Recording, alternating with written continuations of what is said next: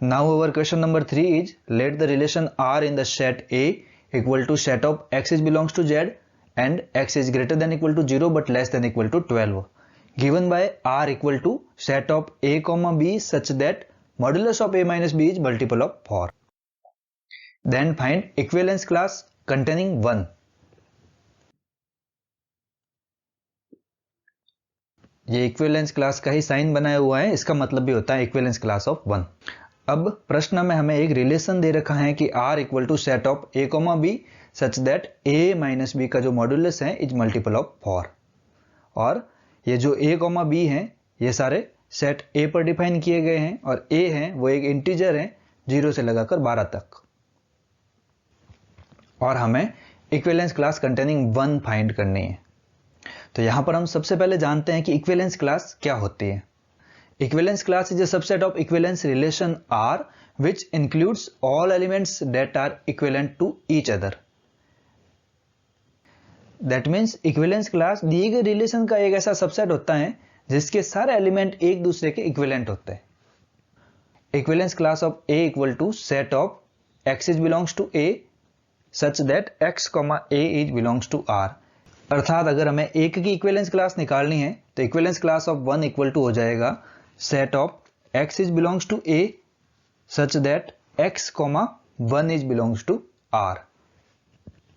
इसी तरह से अगर हमें 2 की इक्विवेलेंस क्लास निकालनी होगी तो A की जगह हम 2 लिख देंगे. इस तरह से हम किसी भी एलिमेंट की इक्विवेलेंस क्लास निकाल सकते हैं.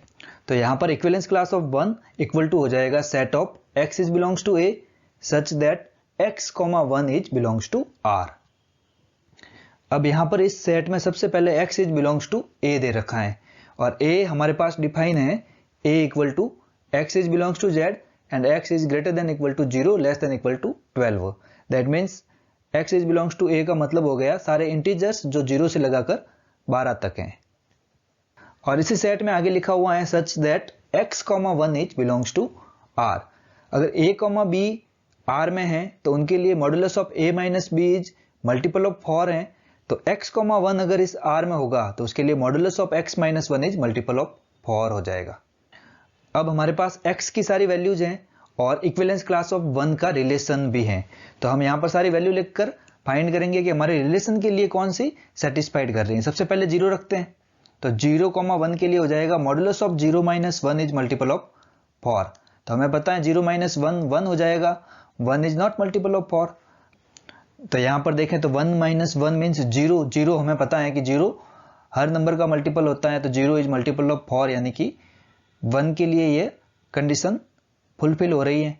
अब 2 रखते हैं. 2 minus 1 is not multiple of 4. 3 minus 1 equal to 2. 2 is not multiple of 4. आगे देखें तो 4 minus 1. 4 minus 1 equal to 3. 3 is also not multiple of 4. 5 minus 1 is multiple of 4. तो हाँ 5 माइनस 1 तो 4 होता है और 4 इज मल्टीपल ऑफ 4 होता है. तो यहां पर 5 भी इस सेट में शामिल है. 6 minus 1 equal to 5. 5 is not multiple of 4. अब 7 माइनस 1 करें तो 7 माइनस 1 6 हो जाएगा. 6 भी मल्टीपल ऑफ 4 नहीं है. 8 माइनस 1 7 हो जाएगा. 7 भी मल्टीपल ऑफ 4 नहीं है.